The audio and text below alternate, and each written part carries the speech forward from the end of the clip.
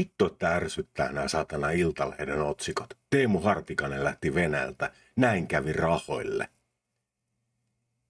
Ottakaa nyt Iltalehti pikkasen tosissaan näitä otsikoita.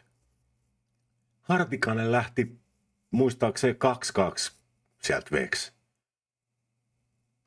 Täällä on niinku 0-90 kaudella on pelannut Suomessa viimeksi.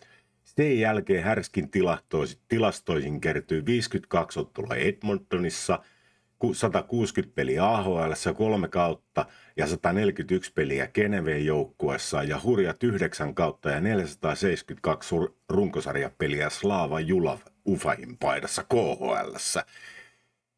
Et se on, niin tämähän antaa sen kuvan, että se on just nyt lähtenyt. Ei, kun se lähti 2-2. Eiks niin? Tossa. Geneve.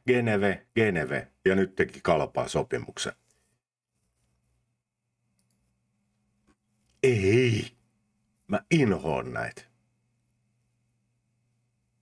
Timo Kunnari. No, saitpahan mun klikkaamaan tähän videoon. Eikö vittu juttu.